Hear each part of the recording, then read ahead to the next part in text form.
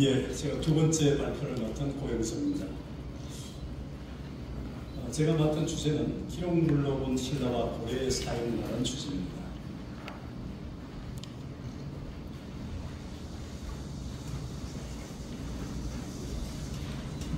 되게 역사라고 할 때 역사를 기술하는 기본 사료는 흔히 기록과 유적과 유물이라고 얘기를 합니다. 최근에는 또 기억으로서의 역사, 대담을 통해서, 인터뷰를 통해서, 받아쓰기를 통해서 이제 만든 사료를 기초로 역사를 기록하기도 합니다. 그러나 유적이나 유물도 결국은 기록이라는 것으로 환원될 수 있기 때문에 역사를 기술할 때 기록이라는 것은 호모 에렉투스에게 호모사피엔스로 인간의 역사에서 가장 중요한 정체성의 의미를 담고 있습니다. 그런 의미에서 기록물이라는 것은 우리 역사를 구성하는 가장 중요한 기제라고 할 수 있습니다. 신라의 사야 문화를 중심으로 먼저 보겠습니다. 신라는 아시다시피 기원전 57년부터 기원 935년까지 거의 1000년 가까이를 경상남도, 경상북도 중심으로 시작해서 한강 유역까지, 심지어 평양, 또 최근의 연구에 따르면 만주까지도 만주 신라의 기록들이 보이고 있습니다. 고구려 백제 신라 가야, 삼국 사국 시대에서 신라가 아시다시피 가야를 합병하고 백제를 합병하고 고구려를 합병해서 한반도의 주역으로 이제 구성하게 됩니다. 그런데 이 신라를 형성한 주체가 누구냐 할 때 일단 우리가 고조선부터 고조선이 해체되면서 3조선으로 나눠져서 이제 한반도로 내려오게 됩니다.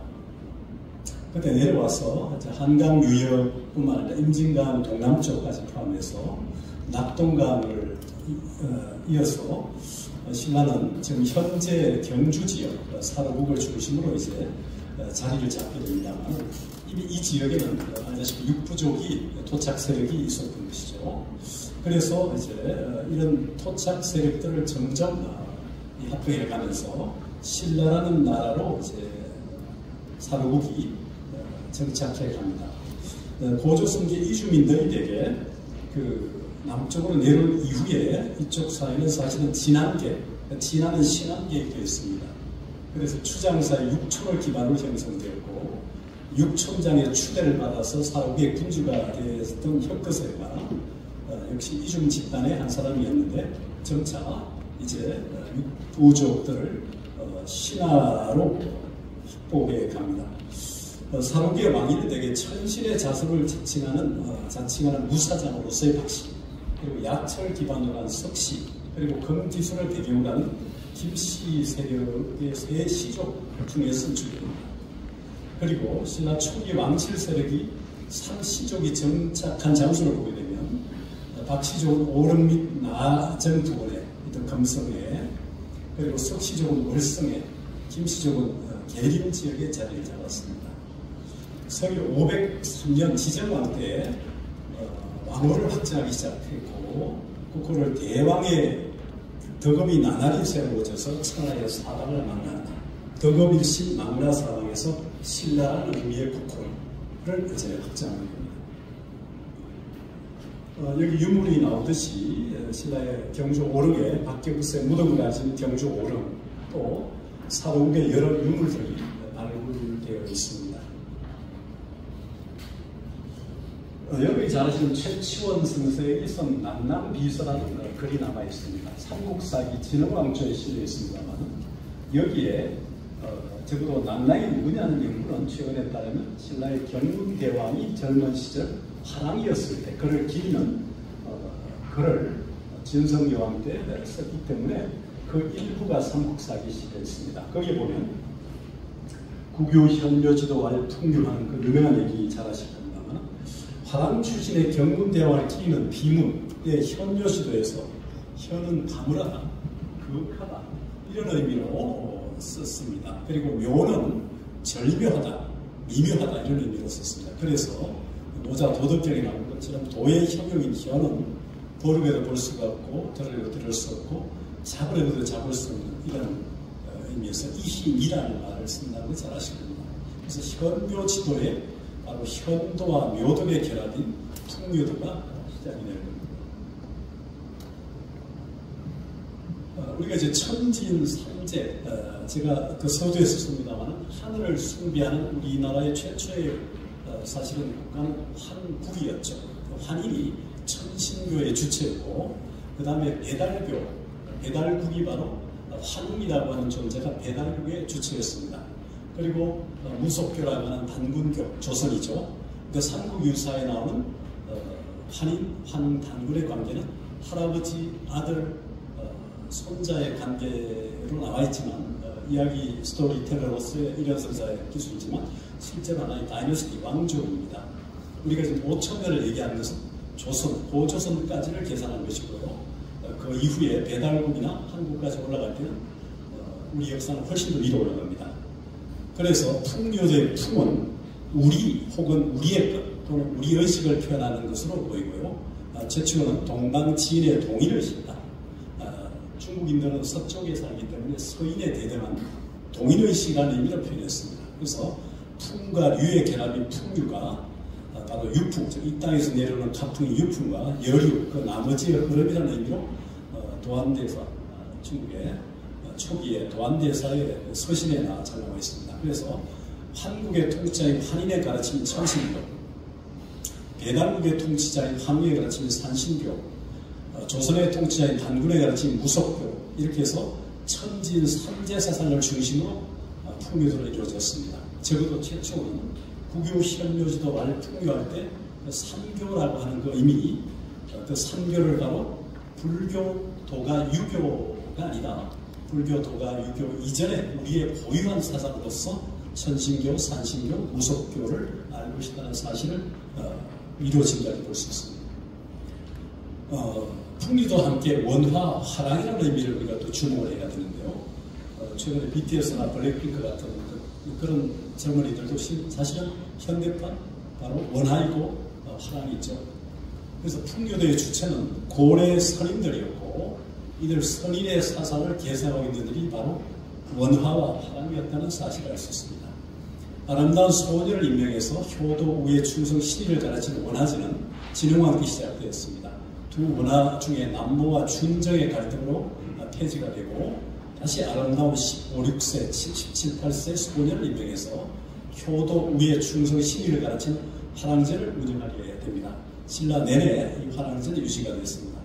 화랑들은 되게 산천을 유람하며 먼 지방까지 가서 가학으로서 즐기며 도의로서 연마했다는 거죠. 그래서 어진 재산 충성서 신화가 다 여기서 나왔고, 뛰어난 장수 날래무사도 여기서 나왔다는 기록이 여기서 입증해주고 있습니다. 신라 전통문화에 대한 진성여왕의 자부심입니다. 진성여왕은 경금대왕의 딸이고요.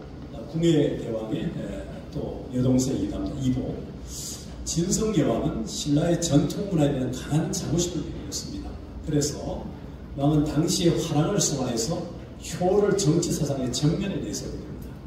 또 효종랑이라는 당시 중심 화랑을 소환해서 그 전통문화를 승리하게 됩니다. 특히 남랑이라는 경문대왕도 소환하게 됩니다. 그래서 풍묘도는 선사, 신선들의 역사일 수도 있고요, 수행서일 수도 있습니다만은 그게 자세히 가르쳐 있다는 제치원의 남랑미서의 내용을 중심으로 보면 선도의 내용도 담고 있을 것으로 보입니다. 그래서 선도는 국선도, 국선도는 풍류도를 계승하고 있는 것으로 보입니다. 이 풍류도는 고려시대 팔간이와 설랑제도로도 이어졌습니다. 자, 이런 그림들이, 벽화나 그림들이 바로 이런 화랑도를 재현하는 모습들입니다. 이제 불교 경전의 수입니다. 아시다시피 불교는 서역에서, 인도 서역에서 전법성들에 의해서 전해졌습니다. 물론 거기에는 정책 배경도 있습니다. 정책 배경에는 바로 불교는 선진 문명의 상징이었기 때문에 전진한 부견이 고려 소수임왕이 연나라에서, 전진의 영향권에 있던 연나라에서 낭명형 모욕필이라고 하는 사람을 찾아가지고 보호해주지 않고 오히려 전진한 부견에게 보내게 됩니다. 우리 고려는 전진과 잘 지내고 싶다는 의사표시를 했기 때문에 전진한 부견은 순도 대사와 경전과 불경을 보내서 선진 문물을 불교라는 선진 문물을 전해주는 배경을 우리가 알아야 될 겁니다. 자, 불교 경전이 수용되는 것은 고구려 백제신라 가야 사국에서 이제 불교 전적을 수용하게 됩니다. 고구려는 소수림한 2년에 그 순도대사가 전해온 반면에 백제 성왕 때는 겸익대사가 인도에서 산스크리트 번본 원전의 아비담장과 율장을 가져오게 됩니다. 또 신라의 진평왕 때는 안웅대사가 중국에서 서역의 세 삼장과 함께 중국의 두 승려와 함께 번본 전단양 화승강 면역액을 가져와서 번역하게 됩니다. 이들의 불전 수용은 남북조 시대나 수당 시대는 되게 한역한 경륜원 3장이 중심이었는데 지금 여기서 보시듯이 겸익대사는 인도의 직거래 불교, 인도로 직접 갔고 안웅대사도 중국을 통해서 서역 3장을 만나서 번본 불경을 가져와서 번역했다는 의미에 주목해야 됩니다. 특히 백제는 율장, 오후 율장을 중국보다 앞서서 만역했습니다. 신라 고승들의 저술과 불교 철학을 보면 잘 아시다시피 신라의 대표적 고성은 이제 한국 불교 전서 편제를 보면 신라시대 세 책 중에 원척대사가 제일 처음이었습니다. 그 다음에 신방대사, 현장법사의 제자였죠. 원효대사가 이제 제1책에 들어있고 의상, 경험, 도정, 의적, 도륜, 태연 같은 분들이 제2책, 제3책에 들어있습니다. 당시에 불교는 이미 고구려 백제 가야의 에너지를 다 집중했기 때문에 고도의 불교 철학을 수놓았고 당대 100여 명, 원효대사 등과 같은 100여 명의 고성의 등장으로 동아시아 사상에서 최고 수준의 철학 사상으로 꽃을 피우게 됩니다. 특히 신라의 수행자들은 중성이 부처가 될 수 있는 최고 수준의 불교 철학을 완성해냈다고 봅니다. 특히 원효대사는 그 정점에서 그 모습을 잘 보여주었습니다.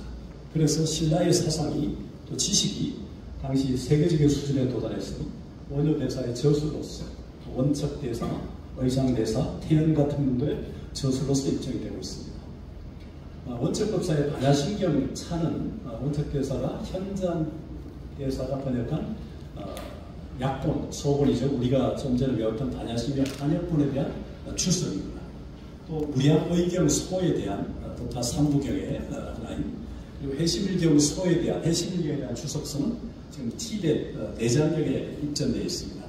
인왕경 소에는 만년장이고 성유신론 소는 성유신론에 대한 최초의 주석서입니다. 집일본이 현재 남아 있습니다. 신방대사는 현장 법사 밑에 유학간 신라 승려이죠. 지장 16경 성하나 남아 있어서 아쉬울 뿐입니다. 밑에 반야신경 약소가 지금 그림으로 나와 있습니다. 두 번째 주목되는 인물이 이제 신방에서 세 번째로 나와 있습니다만 원효대사입니다. 원효대사는 240여 권의 저술을 남겼다고 되어 있는데 그 중에 대표적인 저술이 여러분 잘 아시다시피 대성지치론 소별기 2장이 그 다음에 금강삼매경론 화엄경 소 이것도 부분만 있습니다만 그리고 거외 저술 20여 종 가까이가 현재 남아 있습니다. 특히 판미량론 같은 경우는 일본까지 전해서 단감을 있고 신문화쟁론은 인도까지 번역됐다는 기록 일본 학자들에 의해서 보이긴 합니다만 잘 확인을 되고 있지 않습니다. 자, 의상대사는 화엄 일성법계도를 통해서 화엄경 60권을 압축해서 구례구동 명의불까지 7원삼구 210자로 화엄의 천리를 깊게 압축요약한 화엄 일성법계도입니다. 나중에 54개의 단시가가로 또 만들어지죠. 화엄경 문답은 최근에 밝혀진 것처럼 법장대사의 저술이 아니라 의상대사의 저술을 강론을 제자들이 기록한 것으로 되어 있습니다. 그 다음에 경흥대사는 산미력경소를 비롯해서 무량수경연이 수능차는 정토경론을 유식으로 풀어간 그런 대표적인 백과사설 같은 저술입니다. 도제웅대사는 원척법사의 제자로 본관령 종료, 의적대사는 신라 3대 저술가 경험, 의적, 원효와 함께 또 하나 그치면 태연까지 4대 저술가죠. 남아있는 저술은 지금 굉장히 상권밖에 없습니다만 그 다음에 도령대사는 해실경 소, 유가론기 무려 48권까지 남아있는 대표적인 유식학자입니다. 태연은 신라 3대 저술가이면서 대표적인 유가, 해동유가의 초조이고요. 표원, 법이, 성장, 현일, 직통, 도신, 명효, 해초, 불가사의 견덕 이런 분들도 신라의 대표적인 학성을 이뤘습니다. 이름을 알 수 없는 대정지실문보로는 대성지실론에 대한 깊은 이해 속에서 창작한 저술입니다. 일본 학자는 신라 출신의 저술을 보고 있고요. 월충대사의 성마일론도 대성지실론에 대한 추석서에서 인도의 용수보살 만역에 가타겠지만 원효대사, 법장대사, 자신의 저술까지 4명의 학설을 경기하면서 새롭게 해석한 10권짜리 기시론 추석서입니다. 진숭, 순지, 법율, 채치원 법장, 후 고려 출신의 법장 대사입니다. 그의 비밀의기가 주목되는 건데 10권짜리를 3권으로 압축해서 남아있습니다. 일성법계 독기 의상대사의 저술이죠. 이렇게 많은 저술들을 불교 철학자가 남겼을 뿐만 아니라 또 신라가 좁다고 떨쳐나간 세계의 해초대사가 상대왕 때 인도 5국 부근의 나라를 순례하고 38개국을 순례해서 가장 광대한 영역을 기획해서 남긴 저술이 이제 남아있습니다. 지난달에 제가 도남을 갔었는데 16호, 17호 막국을 해서 왕월록이라는 도사에게 돈을 주고 펠리오라는 당시 국립하노이대 교수가 그것을 구해서 자신의 스승인 세란난이라고 하는 프랑스에 보내서 해초의 저술이 밝혀졌습니다. 물론 그 이전에 일본 학자가 먼저 밝히긴 했습니다만, 그래서 해초의 기억물이 현재 15,000자 가까이 됩니다만, 현재 남아있는 글자는 7,000자 가까이 되지 않습니다만, 8세기 인도 서역을 알 수 있는 가장 중요한 저술을 알고 있습니다. 알려졌습니다. 왕호천 추국전이 이렇게 되어 있고요. 불사본이 마르코 폴로의 동남 경문록이 대표적인 저술로 13세기 몽고 시대에 남아있습니다. 자, 최초의 난남 비서를 통해서 알 수 있는 도교 문화입니다. 불교 문화뿐만 아니라 도교, 유교 문화가 있는데, 신라의 도교 수록에 자세히 알 수 없지만 우리가 백제가 도교를 수용한 이후에 신라도 김유신 일가의 도교 수용 기록을 통해서 도교 수용한 내용을 알 수 있습니다. 도교의 무의철학은 최치원의 표현처럼 처무의사 행불언지교, 말이 없는 가르침을 행하고 합이 없는 가르침을 행하는 이런 유언과 유의를 부정하는 이런 강력한 반어적인 측면입니다만 이런 사상을 했고, 함이 없는 통치와 쓸모없는 쓸모를 역사하는 노자철학이 결국 처무의지사 행불언지교라는 난남비서의 제치원의 노자에 대한 가르침을 가르친 것처럼 이런 인식이 우리 고유의 사상 속에서 확인되고 있습니다. 채치원의 필적과 채치원의 이용점입니다. 난남비서를 통해 볼 수 있는 신라의 유교문화입니다. 역시 채치원은 입적효가 출적 추욱은 노사구지지야라는 말을 통해서 집안에 들어와서는 부모에게 효도하고 집안을 나가서 나라에 충성한다는 이 충효 개념으로 유교를 정리했었는데, 한대 유학의 입장에서 효충을 효제 충실해서 효충이라는 수직적 일방적 개념으로 인간했습니다만, 그래도 동방은 인향이고 군자 지향, 동방은 세계라고 제치를 표현함으로써 그의 정체성을 유교냐 도교냐 불교하지만 사실은 그의 친연성을 통해서 보게 되면 결국 유교, 도교, 불교가 아닌가. 말년에 자신의 형이었던 행사 스님과 함께 말년을 보냈던 모습을 보면 말년에는 불교적 친연성이 깊어졌던 것을 보입니다. 신라 말에는 풍수지리설이 널리 유포되었고 도선이 선양한 도선대사가 선양한 풍수지리설이 호족 세력에 수용되었고, 그 풍수지리설은 크게 발전해서 당시 지배자나 지방 호족들에게 정치를 이용되는 경우도 있습니다. 그의 이 풍수지리설은 태조 왕건에 수용되어서 고려 내내 중요한 어떤 통치의 이정표가 되기도 합니다. 새로운 시대적 사항은 인간관, 신분관의 변화와 함께 지배자로서의 관인에 대한 관념의 변화도 가져오게 됩니다. 골품제에 대한 폐쇄성에 대한 비판이 제기되고, 고려 초에는 이런 골품제에 대한 강력한 비판에서 과거제 등용이 됩니다. 과거제가 채택이 되고 새롭게 관료제가 오게 됩니다. 시가문학을 보면요, 역시 이제 기록문화로서 당시에 불교 영향을 받아서 진평 제로에 이제 향가가 발전하게 됩니다. 향가가 창작이 되고, 목격의 시가 대체는 불교의 노래였죠. 주원적, 주술적이고 치, 나라를 다스리는 그런 의미가 강조되어 왔습니다.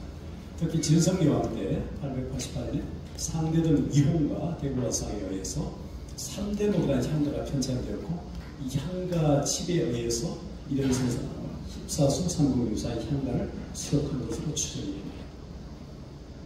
고려의 사회문화를 보겠습니다. 고려를 개성한 황제국이었고 918년부터 1392년까지 474년간 한반도에 위치한 황제국으로서 고려 태조왕건은 태국의 주군이었던 궁예를 몰아내고 고려를 건국하게 됩니다. 33위의 군주가 제위를 이어갔고 고려를 개성한다는 것은 국호를 고려로 썼습니다. 그 안에 세 차례 전쟁을 이기게 됐고 여진, 원나라 이런 방을 쳐서 결국 고려 예판도를 회복하고자 여진 정벌, 요동 정벌을 과감하게 단행하겠습니다. 자, 우리가 고려를 주목하는 이유는 우리가 알고 있는 고려의 브랜드가 많죠.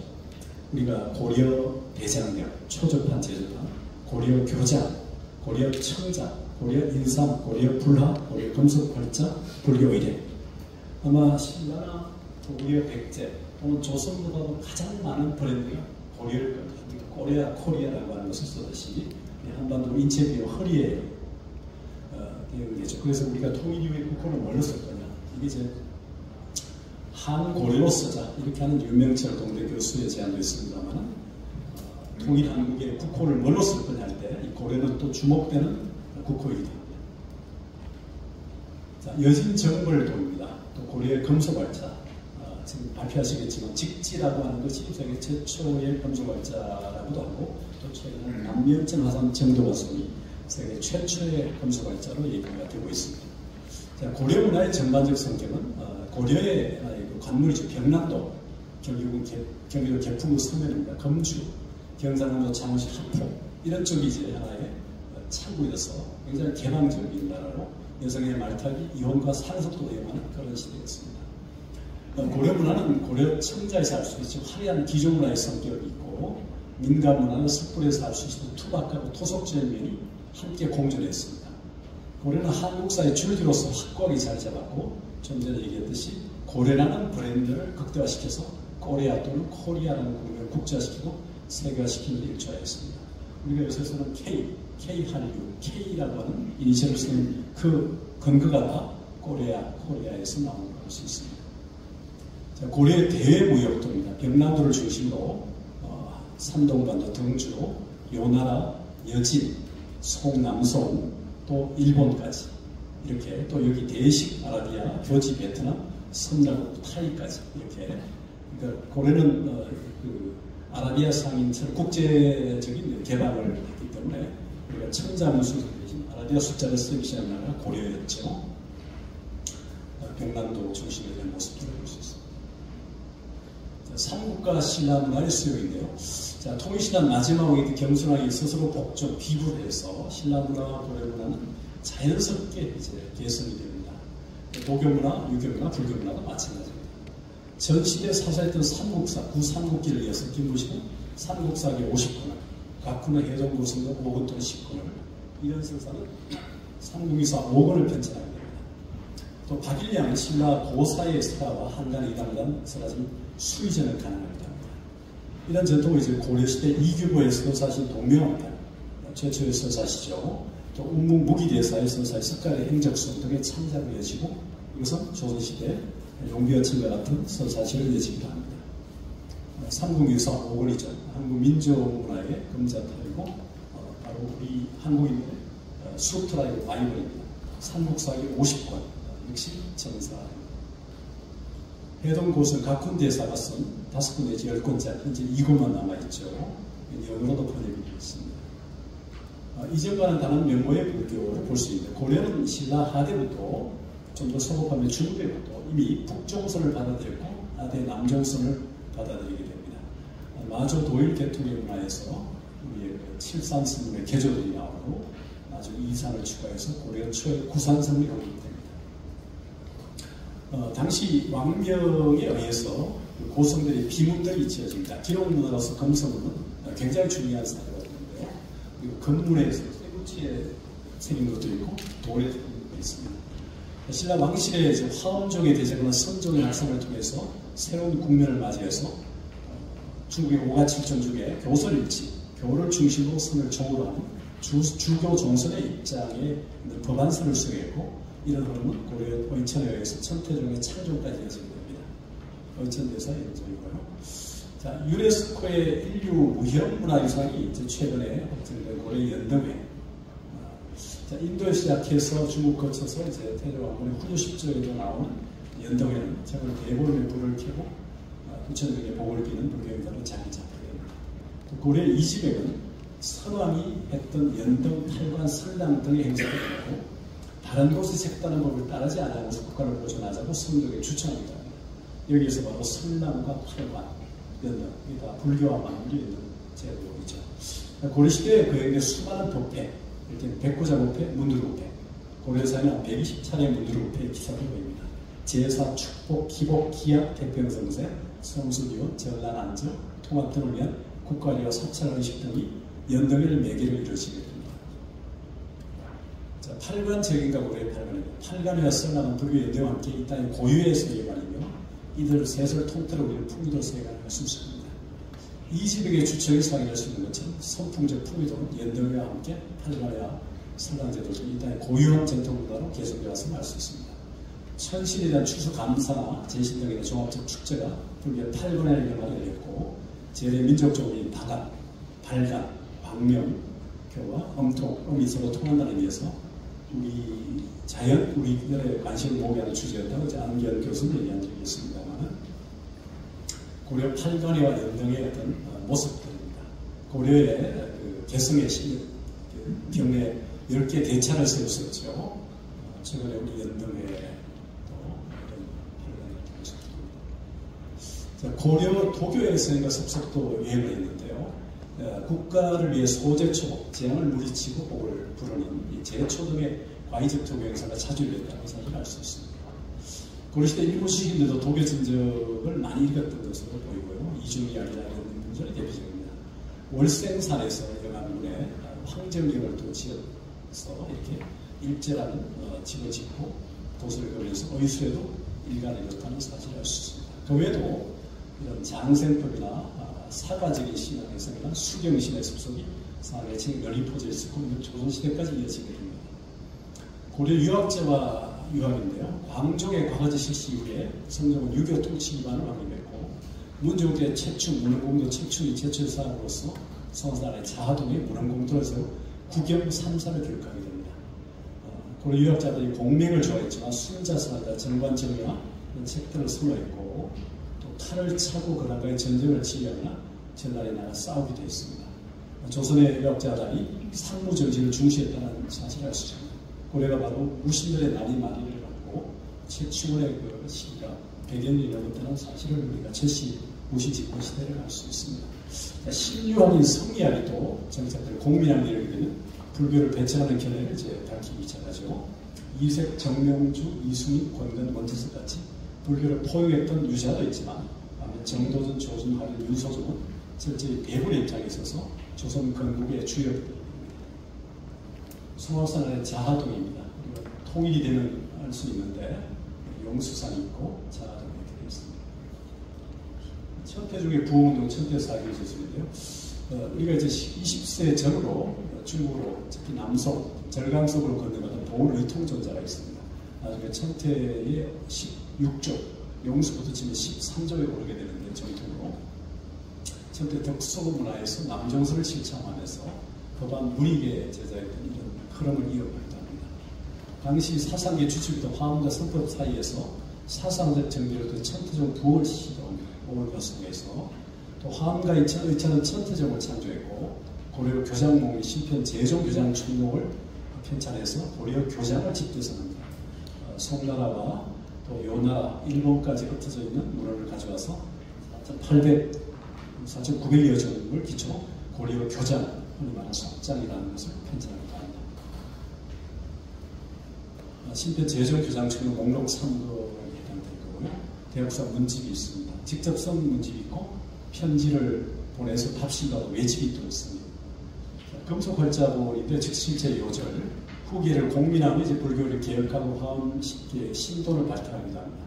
태고 보은의 원나라 대도를 건너가서 임재선 양기파 소륜계의 법을 연 서복 천국의 인간을 돌아오기도 합니다. 또 백운 견한선사도 서복 천국의 법을 받아와서 검소발자를 이용해서 불조 직지입니다. 병원에서 어록을 탄핵했고요. 나후 해원선사는 인도의 밀거선서 제나파트 지공 선현에게 복을 받은 뒤에 다시 임재선 양기파의 형산 철입에게 복을 받아서 나후로 탄핵이 됩니다. 이처럼 기록 문화는 활발하게 전개되었고 여기 자세히 얘기 안 했던 신라의 고성들의 비문이나 고려의 고성들의 비문까지 기록 문화의 주요 역시 불교 문화였고 불교가 그 역할을 했습니다. 그런 부분을 우리가 주목할 필요가 있다고 생각이 듭니다. 예, 시간 마치겠습니다.